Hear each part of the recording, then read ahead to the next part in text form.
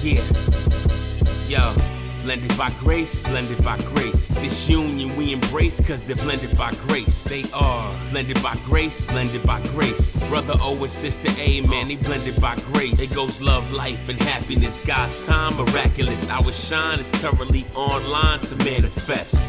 Blended by grace, blended by grace. This union they embrace cause they're blended by grace. Yo, P-E-L-A, the Black Brady Bunch. It's the family of Nueve, a podcast of love. What's up? What's up? It's us. It's us. We vibe, and discuss. Come on.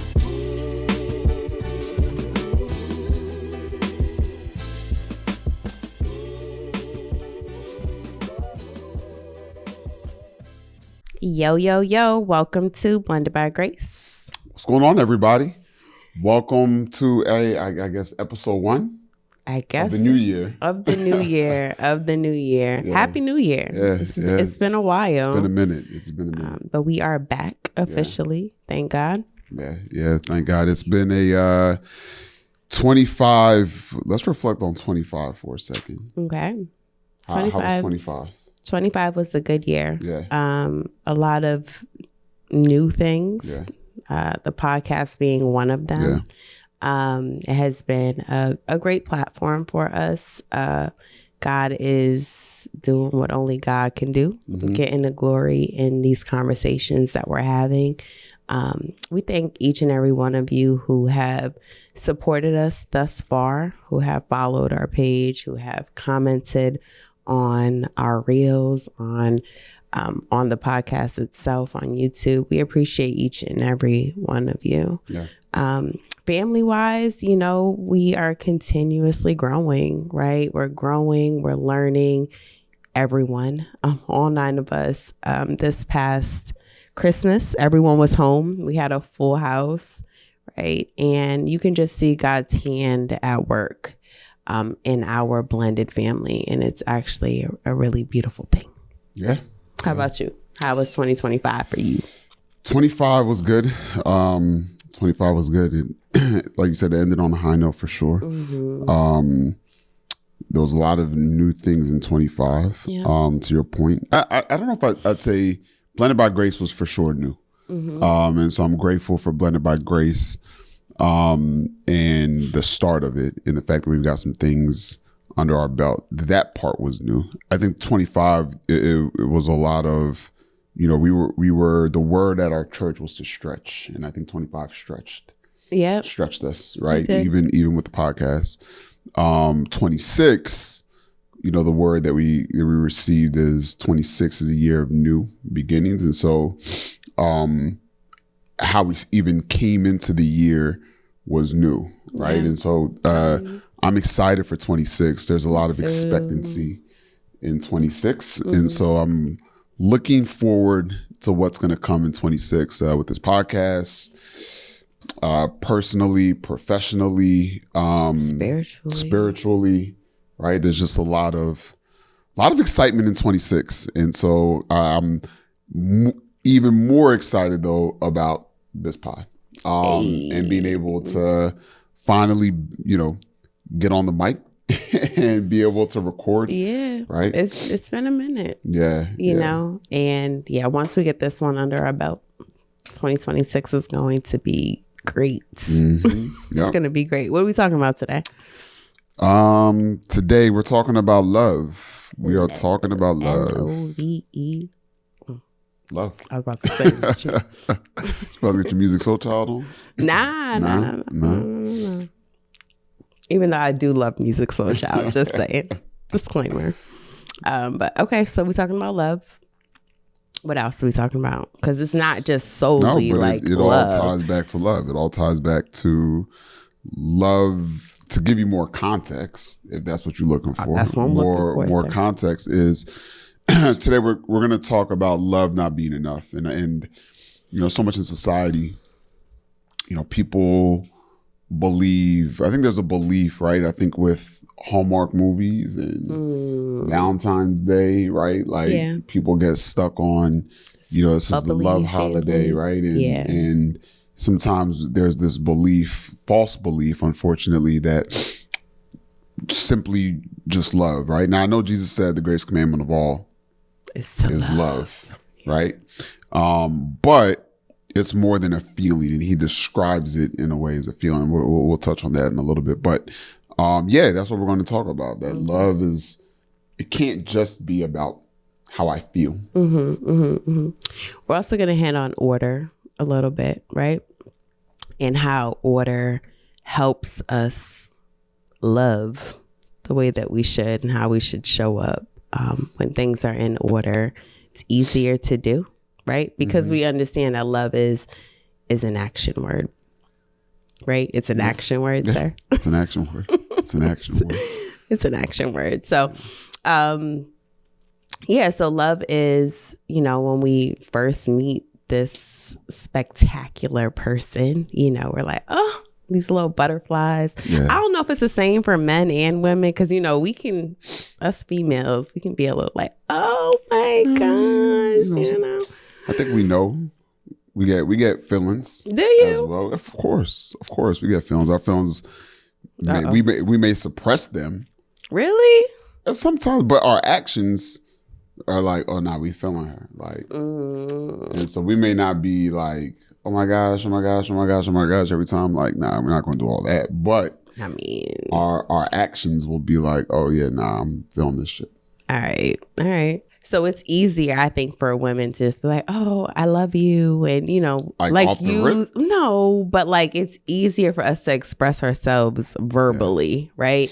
And maybe sometimes we don't show as much action, with the exception of just being like extra silly and, but men, you're saying, would just show up, and the stuff that you do would be expressing the love that you have for your female. Absolutely. Okay.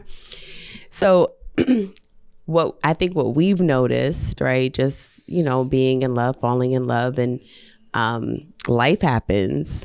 And sometimes, we're like, I don't like this person, and I don't want to say we forget that, there was this time where we're just so like, oh my gosh, I would do anything for this man, or and when life happens, we can get distracted and overwhelmed, and forget to show the love.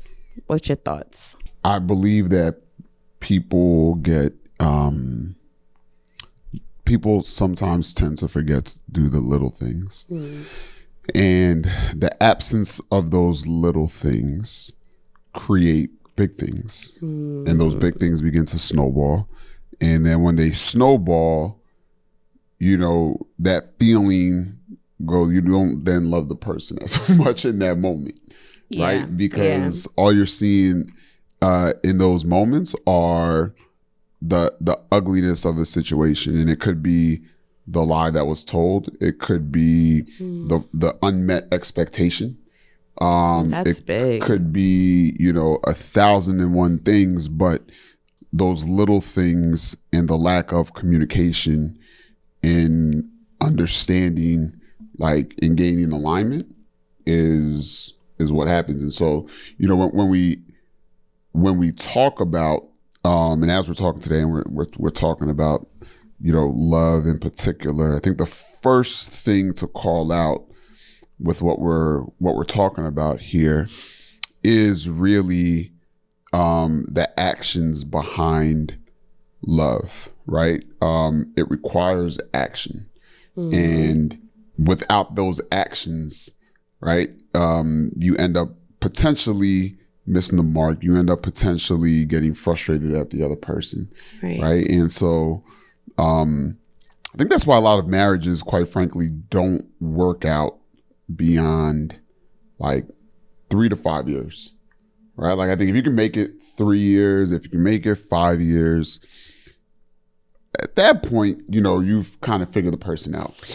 So do you think, like, in that type of situation, because, do you think you can fall out of love with somebody simply because you're not showing up the way that, are you falling out of love with them?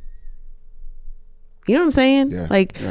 Because, 3 to 5 years into a marriage, I would think that your mindset is, this is till death do us part, right? And understanding that that takes work. But how do we get there? How do we get where? Well, not we, but you know what I'm saying? How do people get to that place where it's like, they don't want to do the work no more. They don't want to do the work. Do you think it's lack of knowledge, or do you think it's legit like, I think this doesn't feel unmet like expectations, and then you don't want to do the work anymore. I think it is, y'all. It is work, right? Anything in life is work, and so marriage is no different. Relationships are no different, right? And to love, there has to be actually steps taken that one can end up seeing that love. Okay, sorry. One more thing. Yeah. So, is it safe to say if you get married and you decide, this isn't it, you don't want to put in the work? Is it safe to say that you'll always continuously repeat that cycle? No. You don't think so? No. Do you think you'll get to a place? Is it the person per se that makes it easy, where you don't have to put in as much work? You know what I'm saying? Could be. It could be. I mean, I think one person can help carry a lot to help not put the work in. Then when that person reaches a breaking point, you got to make a decision of whether or not you want to continue that. Right? Like whether or not you're now going to end up compromising and meeting that person where they are. But somebody could be sacrificing and doing so much that they put in so much work that this person's like, yo, my 30% is like, they don't even realize they're putting in 30%, right? And somebody else is putting in 70, and they're sacrificing so much of themselves, right? Then when it comes time for the other person then to reciprocate pick up some of that weight, that same sacrifice or put in the same weight, like they may choose not to. So in that relationship, it may work because the other person is giving so much. And so then it's just a matter of when it's their time to give, are they going to do the same? And if they don't, then that other person who's giving the 70 might be like, hey, I'm out. Tapped out. Yeah. Right. And so, I think to your point, I think your question was, does the nature of, not necessarily the nature, but the person may not repeat because the situation is different. Situation's different, circumstances are different. Like there's a lot of different things that end up manifesting that could just create a different environment for that person to then thrive in. But at the end of the day, it's always going to take work.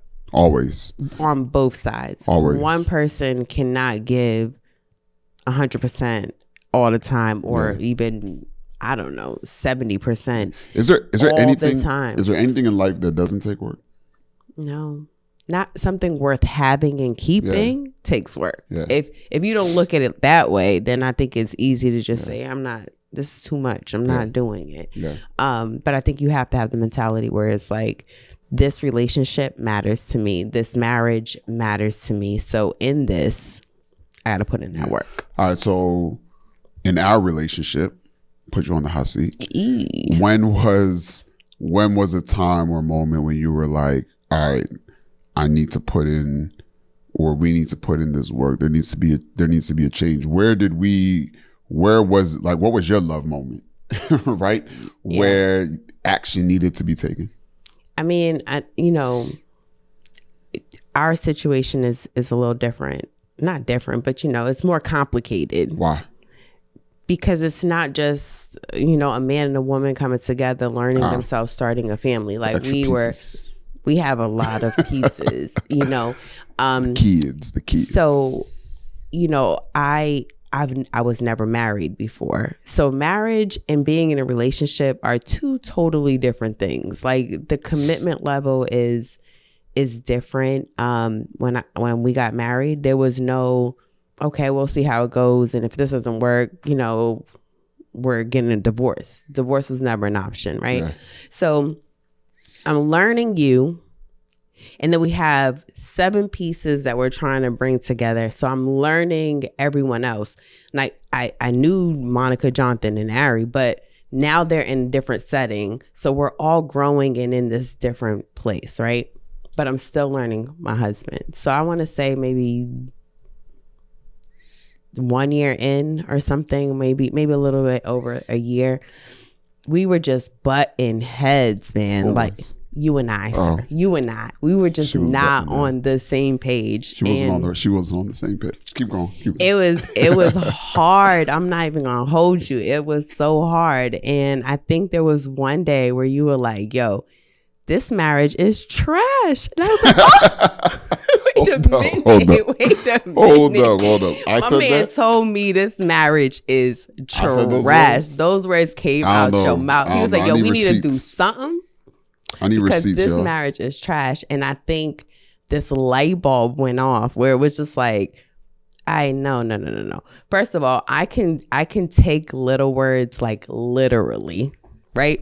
Like literally. So when he says, yo, this marriage is trash, of course I'm taking it very personally. Like, me trash? Is he calling me trash? But like, we were in a tough place. And at that moment we were like, yeah, counseling this is the route, right? Like, this is what we have to do. We need to have someone in here listening to both sides, making it make sense for us and helping us, giving us the tools that we need to make this work. And I think that was the best decision that we made together. And it takes two parties wanting to fix something for it to work. Yeah. You know, so I think that, yeah, when you told me that this marriage was trash, I was like, yeah, nah, bro. I don't recall. He said that, y'all. He definitely said that. I'm not that direct. Wait. But is this marriage trash, baby? No, it's not trash. That's why I don't recall.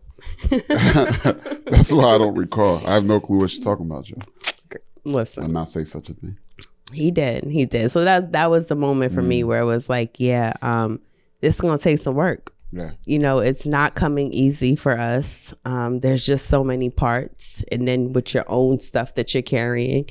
But it was like, yeah, I need to put in that work. I need to look at myself and find out what is going on within, so that I could be better to help the whole, you know. How about you? Give me a moment, a time. I think similarly. I don't remember saying that. However, what I do, you know, as I said, with the 3-year mark, 5-year mark, whatever, all that aside, the first year, this is my second marriage. And it was the same thing in my first. That first year is challenging, especially when you're not living with the person prior, and you're now living with them, you're doing life with them, and they do something that if they did it over the phone or prior to marriage, you're just gonna bounce and leave a situation. I'm not saying leave the relationship, but you can quickly and easily diffuse the situation, right? And so I think within the first year, what I noticed for me is, I think I noticed my grace deposit bank was going down, and that was going down. And so what I mean, y'all, is you know, as a man, you know, I think we are called to love like Christ. And, you know, I think with that, there's a lot of grace I think we have to extend. And when I noticed myself not being able or frustrated in doing so in the context of the relationship, I said to myself, something ain't right. Yeah. Right. And so when that kept going down for me, it was like back against the wall of, what are we going to do about it? And going to counseling wasn't like a red flag, wasn't a white flag of I surrender. Yeah. Right? It wasn't, I give up. I give up. It wasn't I give up. It was not a surrender moment. You know. What it is a humility moment of really prior to that also seeking God's face and saying, like, what am I doing? What do I do? Right. And, you know, his word talks about going and getting good counsel. And so he gives us and puts counselors who with wisdom that we can go consult and help put things in order. And so I think earlier on, if I'm being honest, like earlier on in life, I probably would have saw that as failure. Well, yeah, not failure, but like, I don't know if I would have been able to humble myself to be able to then go and say, because if I need to go get help, then there's clearly something wrong. Right. And there was clearly or is clearly something wrong. Right. And so that love moment was really just that. I mean, humbling ourselves to the relationship to know that the relationship needed help. Right. But then going to those sessions and making yourself vulnerable in those sessions to allow the work to actually work and produce the fruit in the relationship. And so it would be the same thing for me. Yeah. So counseling was like, I think that's a practical way of like clearly seeing the steps. Absolutely. But you touched on something else earlier, and so we talked about love not being enough and requiring the actions. And I think the actions that you have to take require an understanding of the order that needs to exist in a relationship specifically. But I think it's order and understanding, like, I think anything that you do is so important that you understand the design. I mean, you guys hear us talk a lot about God's design, and He is the manufacturer, and so it's important that we come from that framework and not come from our own, because our own would be wrong. Right. Being very like honest, right? And so, in the context of what we're talking about with love, and we speak, and you heard Malia reference, it's an action word. And we just talked a little bit about the actions and how we took action to really show our love. It's important that we also understand God's order in a relationship, God's order, God's will, more importantly, concerning all things. But in the context of this relationship, in the context of marriage, relationships, and so forth, go a little bit deeper in what you referenced earlier about God's order and why, from a love perspective, it's also understanding how those two things go hand to hand. Okay. So, I think a relationship versus marriage may look a little different. And the reason why I say that is when you're in a relationship with somebody, I believe that you should be in that relationship with the hope that it's going to become a marriage, right? And can I interject? Yeah. I would agree. I agree. I do agree. But do you though? I do, but I'm going to just reframe it a little bit. Okay. I think what you're getting at is there's an order in how things are done. Yes. You need to understand that order. You do. In your singleness season. You do. Right? And so I think once you understand the order and even what your singleness season is supposed to look like, then you move in that order, in that sequence. When you enter into that next season, that's good. There's also order in that season as well. Right. So the order that we're talking about is within marriage, it should always be God, the husband, the wife, children, and then everything else will follow. And God should always be the head of your husband. And then women should be able to submit to their husband. Now, I say this because I think some people may say, well, yeah, you should just listen. If your husband says to do something, then you just do it, Jump. Jump. One thing that I made very clear. This dude right here, though. One thing that, my dad had always told me this, when you get married, as long as your husband is following the Lord and he is seeking his face, you follow that man, and so that is the difference with just you don't want to just be following any old person. Now, if you are married already and your husband might be going this way a little, keep him in prayer.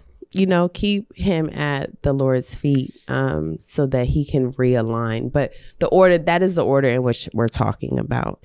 I think when you're in your single season, understanding what that order looks like helps you prepare as you meet people to make sure that you can truly submit to this person and follow and align your family with the Lord's direction. So that is the order in which we're talking about. So when you are in alignment with God's plan, everything that typically would seem a little difficult, circumstances that may arise, helps you remember, okay, yep, we're one. Within marriage, we're one, and we're a team. And when the order is evident, there's peace, right? And it's easier to show up in love the way you need to because there's not all this confusion and distractions and frustrations and irritations. Now, those things come in life, period. But when you're in alignment with the Lord, it's an easier path to walk. Yeah. So, that's the I think to say it very bluntly, where there's no order, there's chaos. Straight up. And you can just imagine going into a dirty house, right? Like it's just though you walk in and there's chaos. And so even in your room, if your room ain't put together, it's just hard order, to just go to sleep in mess. Where things are disorderly, it creates chaos. And if our kids are listening, just remember when we're not home and away, please make sure the house is clean. Straight up. If you want peace. But that's beside the point. But it's important that in all things, singleness, single parent, seeking a relationship, in a relationship, where there's no order, there's chaos. There's chaos. And so when you understand, and I'm always talking about this, the dynamic in the order of relationships, but then there is just, God provides us with the order in how to do things in life, right? And so alignment and understanding that order is where you find peace. Yeah. And it's the road. It's not a path that isn't going to come with its own set of trials and tribulations. Yeah. That is not promised to us. We will go through them. Yes. However, the path that follows the order that God has designed for us, that path is a little bit straighter. That path is not going to go. And there's more peace going down that path, because it is the desired path that we were meant to go down. And so if we veer off, it's going to take us a little bit longer ultimately to end up going into our destination. Now we can still get to our destination. Still get there. It's just going to be a little bit unnecessary turns. Yes. Right? You ain't follow Google Maps. You understand? You might use Apple Maps. I'm just saying. This it ain't guy the same. right here. It ain't the same. Team Apple. Straight up. No. Come on. Anyway, we're digressing. But no, it's important that we say that, and how that connects with love is when you understand the order, it's easier to follow through on the actions, right? Makes those steps a lot clearer. It's basically like your roadmap, right? And you know then when to turn, you know when to duck, you know when to do this, you know when to do all these different things because you know the sequence of how it's supposed to go down. And we talked a lot about us not living together prior. And we said that because of the order, right, of how things are to be done. Right. And if we did, there's just landmines and things that would come from that. Right. Maybe we don't get married in time. Right. In time. Maybe we don't get married at when all. We get married or at all, right? Because we're just doing life. And so just right.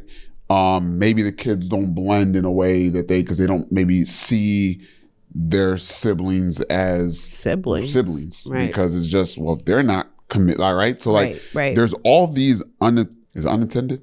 consequence. Is that the right word? Unintended consequence. Is that the right word? That come, y'all know what I mean, that come from when you operate out of order. And in that becomes, like you said, there's chaos. Yeah. There's just a mess and things just look, unfortunately, messy. Right. In those moments. And I mean, listen, my past experience is just that, right? Just messy. Oh. I was in a relationship for a lot of years, not married. And, you know, there were good times, but there were a lot of hard times, you know? And one thing that is really important, especially when you have been gifted children, right, is you want to be an example for them. You want to show them how it's done. And when you're not walking in the way the Lord created, it can, a lot of questions can come up, a lot of distractions can come up. Life is hard, you know, and it's simply because I'm not aligned. I was not aligned. You mind going a little deeper on what was hard? What was like when hard? you say life was hard? Yeah. Right? I mean, and a very practical, like, I think example. one thing right off the top is commitment. You know, I think when you're in a relationship and you're just doing life, if someone chose to just walk away, they can just walk away, right? There's nothing really holding or keeping them there.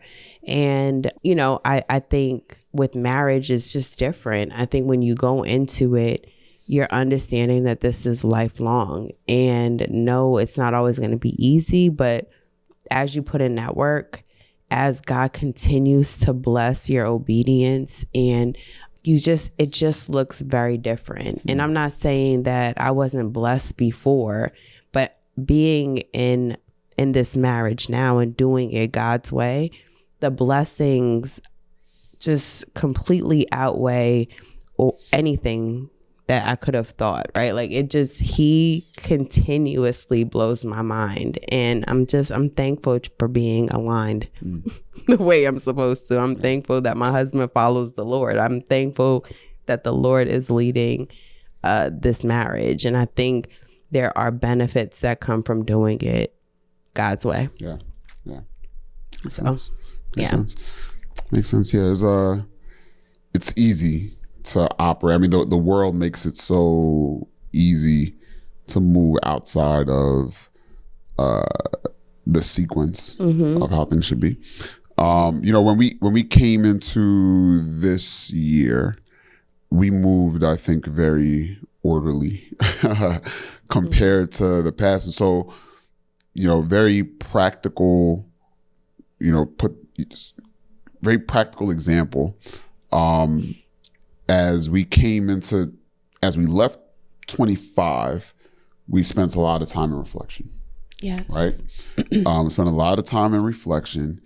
And I think as we looked back, as good as 25 was, we wanted 26 to be better. Yeah. And in 25, one of the things that we realized was there were a lot of moments that were stressful, a lot of moments that were overwhelming. Yeah. Chaotic. Yep. Insert whatever word.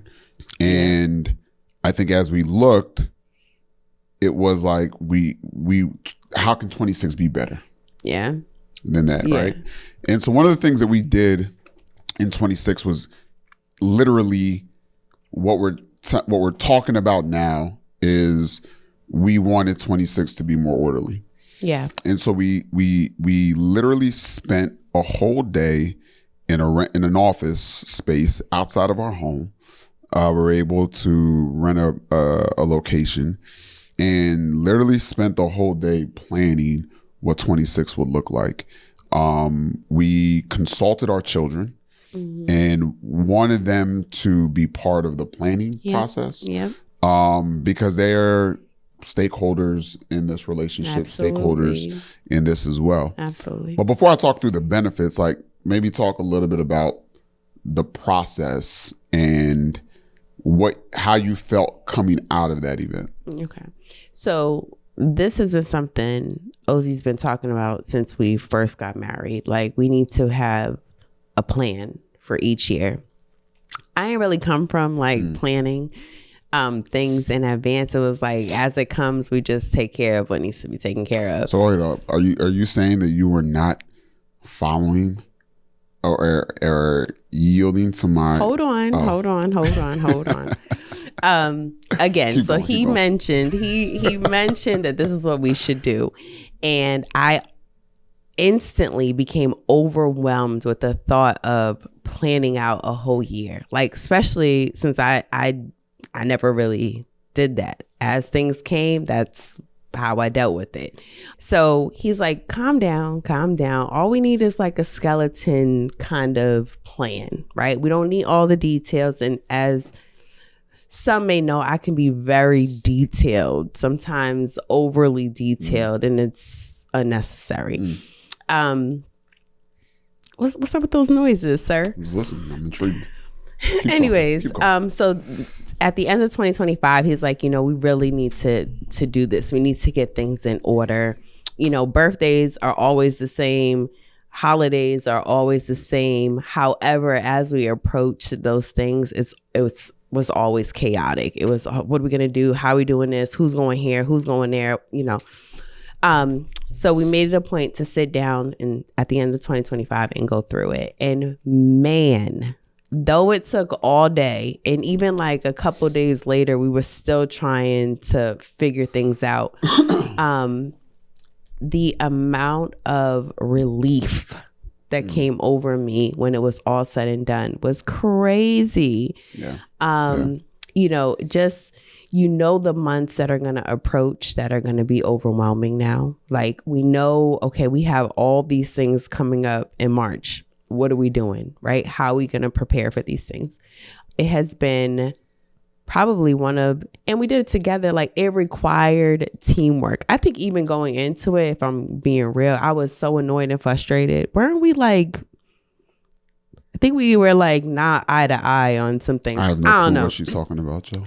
But honestly, that's how the enemy works. When you are trying to get your stuff in order, he's going to throw some things in your way to take you off track. Yeah. And we persevered. We prayed before we hit those boards and pulled up bills and pulled up all the things, and honestly, it has been a breath of fresh air, just knowing that our year is somewhat planned out.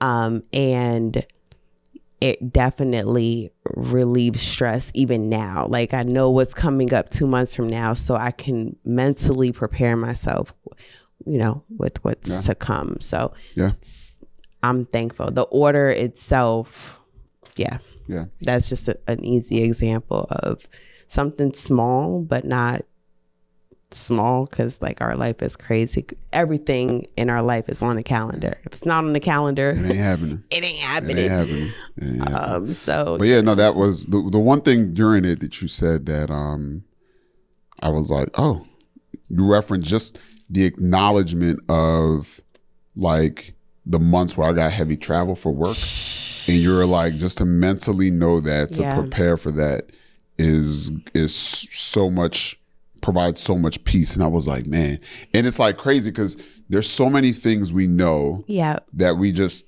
keep in, and it's like, oh, we'll talk about it when time comes, that like I didn't even realize to think like, all right, doing this. And the crazy thing is, you do it at work, you do it in all these other places, right? But in the home, you don't spend the time to do it. But that is an example of real life example of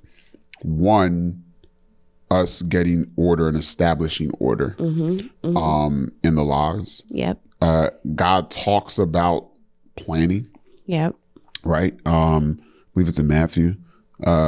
Jesus talks about how we have to count the costs before building. Yep. Right. And so as we go into this year and we're planning things that, as we're about to just live through this year and go through this year, but we don't know the cost of anything. Right. Like, we don't know if we need to plan more, plan less. Right. We don't know any of that stuff. Right. And so it's very practical. And so that's when I talked about order, and I talked about it, that's a way of understanding a principle that exists and applying that principle into the relationship. Yeah.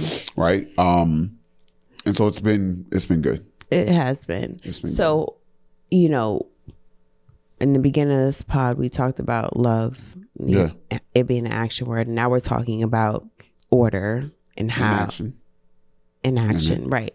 How do we bring the two together? Why is the order so important to reflect the love that we need to reflect in a relationship? We go to the grace moment and see, or you want me to? Oh, let's go to the grace moment. Let's go to the grace moment. We can go to the grace moment. We actually have 2 verses to kind of bring this all but together. The question is, how are we bringing the two together? So I think it's best if we start with our grace moment. Start there, then end with. Yep. Remind me on the question because I'll forget. Okay. I'm just saying. Unless it's written down on paper, we don't have no teleprompter. It's not. So grace moment. The first verse we're gonna read is 1 John 3, verse 18, and it reads, "Dear children, let us not love with words or speech, but with actions and in truth." Well, I just answered the question. It kind of did just answer the question. This seems very, very clear that action, words and speech alone are not enough for love. And so we all learned this verse when we were like 3, 4, 5, 6, 7, 8, 9. I pray at least. Yeah. John 3:16 is the clearest action and definition of where God and how God shows his love. For God so loved the world, that he gave his only begotten son. And so that next piece, I remember asking all y'all and saying, explain the verse, right? And y'all looking at me like, well, how did God love? He gave his only begotten son. Yeah. He gave. And so you see that clear action. It doesn't say very simply that he said God just loves you. Yeah. And he loves you. Yeah. And he just says that he loves you. No, it says that he loves you by that is how he loved, that action. And so that right there is very, very clearly defined and stated that love is action. That's good. That's real good. Thank you. Good example. Now, that verse is not part of our grace moment, but that was just a little nugget, bonus, correct. Little bonus. But it ties to. It definitely does. It proves that you can't just speak the words and it be enough, right? And he is the ultimate example. And we're liars. I mean, naturally. I'm sorry. I'm not a liar. I'm not a liar. I am not. Right. I may lie here and there. But men are liars. Not men as in man. Like you mean man. People. Man meaning. People are liars. Yeah. And so we fall if you short. Just say something right without doing, you may not believe. Yikes. I hope nobody's telling anybody that they love them and they really don't love you. Depends what the motive is. I know some fellas that, Sheesh. That's Sheesh. Our next grace moment. What's the next verse, babe? The next verse, actually 2 verses. Bring it back. Y'all like this Bible Amalia got me? Or at least this. Did you get me the Bible? No, you just got me. You got me the leather, 18-pound leather. Listen, I mean, my man's in Bible college, so he needs a little extra protection on that word. But I do enjoy it though. It makes me read a little bit more. Thank you. No, you're welcome. 1 Corinthians chapter 14. I'm going to read verse 33, the first part of 33, then all of 40. It reads, "For God is not a God of confusion, but of peace." Verse 40 reads, "But all things should be done decently and in order." But all things should be done decently and in order. That's good. That's real good. It is good. That's real good. So am I. Oh. You want me to, or you got it? I mean, the first part of it is... For God is not a God of confusion. He's not a God of confusion, but of peace. Yeah. I think when we are aligned, if we are, are doing things in order, there is a peace that comes with it. Clearly, as we planned out the year, we realized that peace was so evident, right? Once you have an idea of what the year is going to look like, something as simple as that, when it eliminates distractions, it eliminates unnecessary frustrations and irritations, and there's no confusion. There's peace. Yeah. What do you got? I'll bring 40 with the other one together, back to what you asked. But all things should be done decently and in order, is what 40 says. And as we talked about in 1 John around actions tying, it says, but all things should be done decently in order. And so those things referenced here are actions. It's, things, actions, like what actually things are you doing, and so on and so forth. And so those things, the same actions you need to take that describe love, I'm tying it back to this, which it also needs to be done decently and in order. And so you can't be doing nothing is doing something at times, right? And so even when we talked about earlier and talked about not the moment when we realized we needed to go to counseling, we could have done nothing. Yeah. Right. And it would have been a mess. But it's something, right? And that lack of action is also action. Right. Right. And but it's not decent, nor is it orderly, or a blow up, or because of it, an action may be somebody stepping out on the relationship. Right. That is also something. It's not decent, and it's not in order. Right. Nor does it really speaks to how you think about the person. Right. Right. And so you can question then, now, do I love this person? Yeah. Right. And so understanding what, again, going back to what we said, or even tying it back to what you just said, for God's not a God of confusion, but of peace. And so if he is providing us with the direction, if he is providing us with, the steps that need to be taken, right? He's not a God of confusion, but a God of peace. And so if we follow those steps, we'll not be confused, right? And we'll be in peace. And so that's how I think it all comes together. Back to what we've originally talked about, that love is not simply enough when you speak them. It's got to accompany actions. Yeah. That's decently and in order. Yeah. Yeah. That's good. Yeah. That's good. So whether it's a relationship, whether it's marriage, whether it's business, it could be whatever. Whatever it is, one, wisdom, right? Mm-hmm. And if you're unsure of what you should do, get in your word. Yeah. If not, find good counsel, whether that's counseling, whether that's your parents, whether that's good friends, pastor, talk. Small group at the church. Yep. Whatever it is. DM Mamalia. Or the Blended by Grvce thing, right? Like, I think whatever, but it's you're not meant to do life alone, right? And community is important. I think it'll help if you don't know which way to go. Straight up. Right. We thank y'all for joining us. We thank y'all for being a part of our family, our Blended by Grvce family. We're happy to be back. It's been real, and we'll see y'all soon. Peace. Take care, y'all. Family of New Ave, a podcast of love. What's up? What's up? It's us. We vibe and discuss. Come on.